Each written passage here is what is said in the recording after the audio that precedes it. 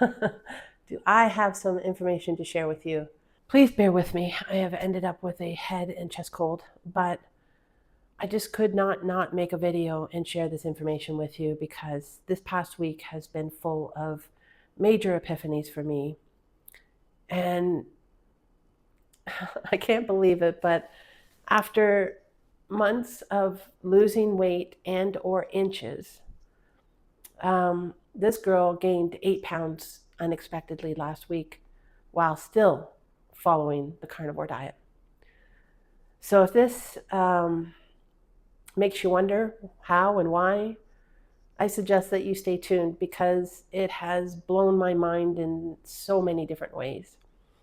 And I'm going to share not only my carnivore perspective, but also my spiritual perspective. And I hope it resonates with you.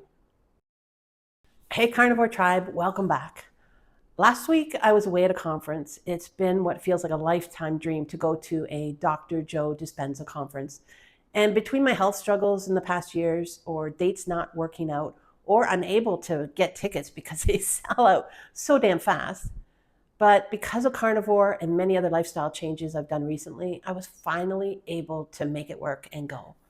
I couldn't believe the supernatural energy that was at that conference. Some mornings we were up at 3 a.m. starting doing a meditation. And most nights I chose not to eat dinner and just go to bed because we were getting into our rooms around 10:30, 11 o'clock at night. But I have to say, there was lots of animal products to fuel my body throughout the day. So that was one good thing. But one thing I honestly never expected from the week away or 10 days away was to gain 8 pounds of weight in 1 week.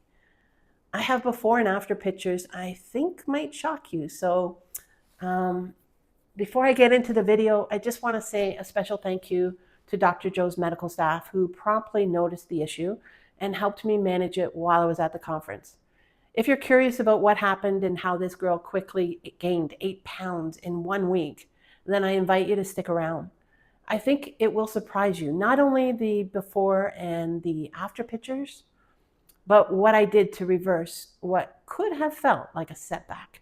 I just had the most amazing week. Oh, the most amazing week away. Boy, oh boy, it sure felt like a boot camp. If anyone is interested in learning more about this amazing lifestyle changing retreat, don't hesitate to reach out. But in today's video, I want to just share with you what happened. And even while continuing to follow the carnivore way of eating while at the conference, I still had struggles.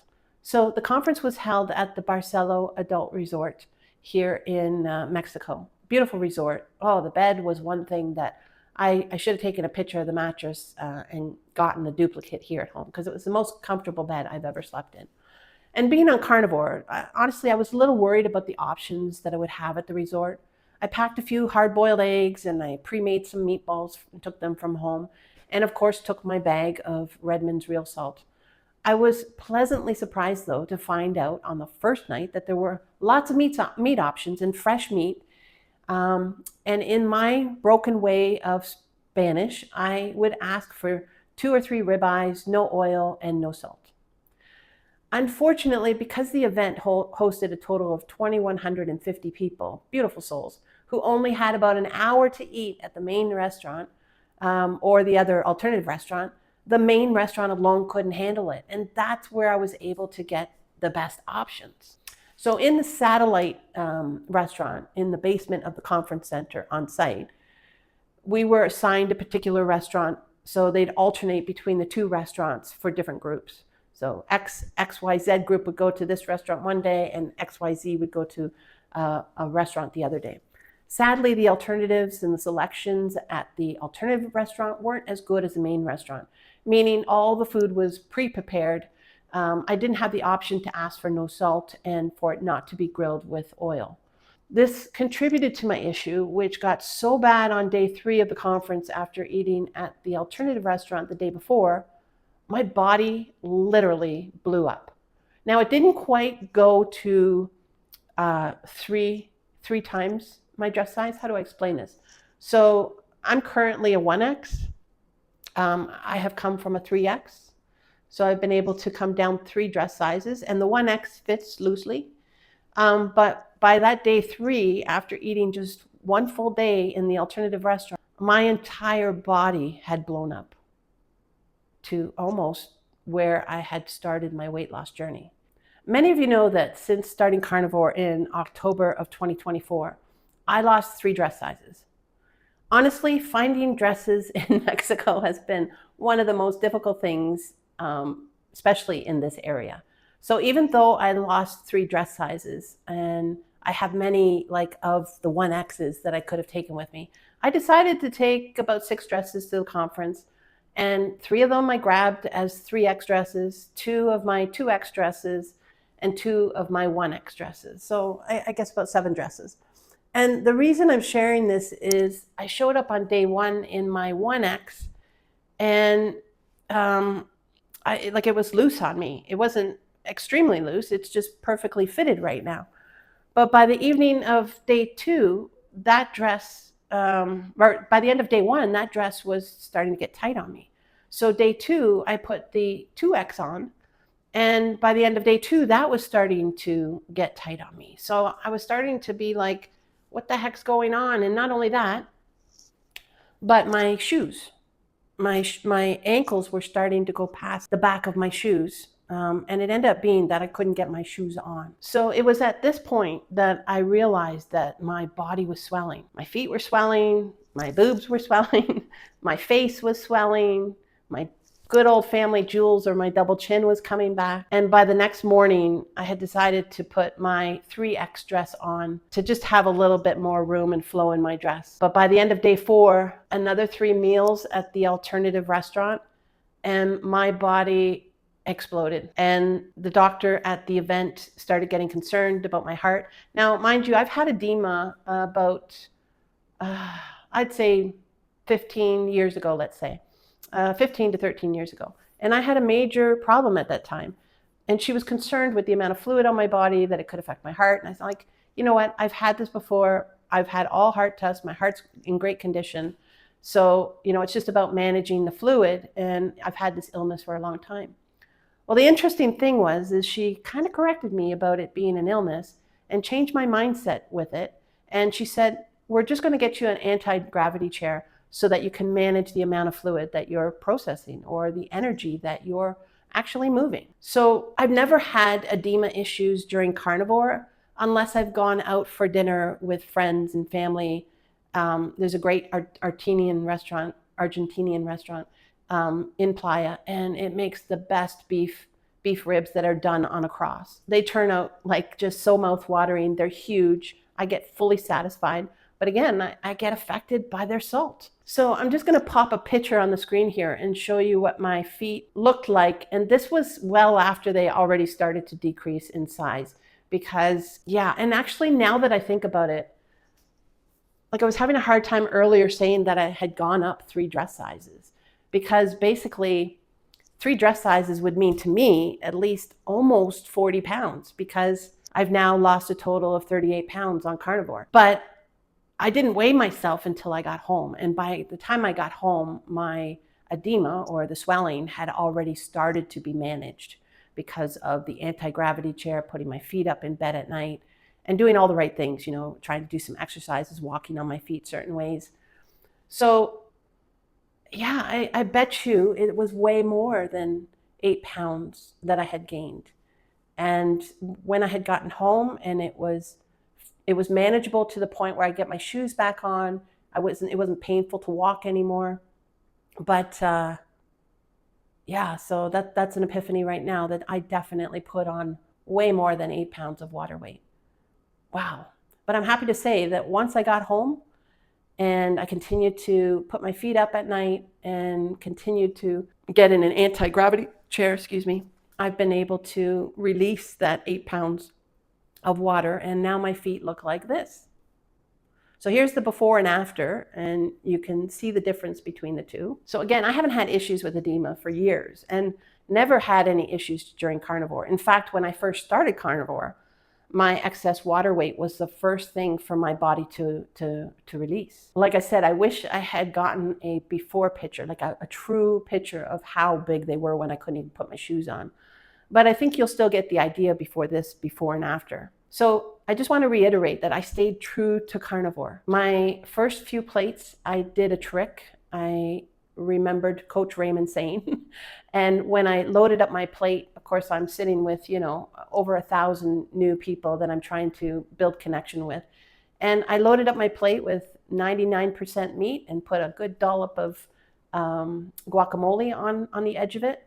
And that way it didn't look like all I was eating was meat, and nobody ever questioned it. So I didn't feel like I was an outsider at all. And the funny thing is, there was a whole gamut of people from vegan to gluten-free to just eating junk. So aside from that, when I got home and stepped on the scale, and yes, I step on a scale still, but I just do it because I'm a very data-oriented girl. I'm a math and science girl, and I love just watching data and trying to figure out, what the science behind why I put on either water weight or weight and why I lose. I already know that I gained because my waistline and my feet and even my breasts were much larger than the week before. And I had just recently, the week before, gone into a spell of losing weight again. The scale has stalled for so many months, and now it was starting to lose weight again effortlessly. So when I stepped on the scale and it showed that I had gained 8 pounds, I had no idea if it was really water weight or fat. I suspected it was a combination of both. But I'm happy to report that just after 2 days of having my feet up and doing the exercises, that the water is totally controlled in my body. I don't know how else to say it. And I've been controlling everything that I've been putting past my lips while at home, my normal things. And I can confirm that it was definitely all water weight. So it really woke me up to what was causing the inflammation from all these years ago. I had believed that it was an illness, so to speak, and that I was, getting sick again. But the shift that I had at the conference with what the doctor said was, you're just moving energy. So what was causing it also was the salt and seed oils. I'd love to hear it too, what you think. I mean, I'm not a guru. I'm just sharing my story of how I'm going through this carnivore way of eating and loving every minute of it and how easy it is. And having these epiphanies that I want to share with the community, because together we grow, together we learn, together we can figure out little hacks, so to speak. While away at the conference, I only ate animal meats, didn't do any cheats because I don't crave any of that, I'll call it junk anymore. So it just floors me at how quickly my body reacted to having alternate days of table salt and seed oils. Just blows me away. It just goes to show how toxic it is to the body. And that was only for a week. And it wasn't like it waited a week to react. It reacted the next day and resulted in what I'm realizing now, more than 8 pounds of excess water weight. So again, I just want to share the before and after. And the before isn't when it was at its highest level of inflammation. This was after a day of laying on an anti-gravity chair, which helped tremendously. And so this still looks swollen compared to my normal foot. So to give you an idea anyways. So what I learned from this is that anytime I go out, either to my next conference or to a restaurant for a meal, it's really in my best interest to insist on cooking my meat or my ribeyes in either butter or with no seed oils whatsoever, and no salt. I always bring my own salt. Pre-prepared foods are no bueno for this girl. No good for this girl. It's poison. I have to stay away. And that's okay, because now I know. And the second learning is that I didn't let inflammation play head games with me. I just kept trying to make the best choices that I could all week long.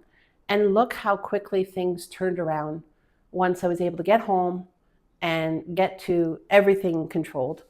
Once I got home, I actually not only lost the water weight, but I also lost weight compared to my previous, lost just over another pound from my previous week before I had left and measured. And also a few more inches compared to last month's measurements. So this won't be my last conference there by any means.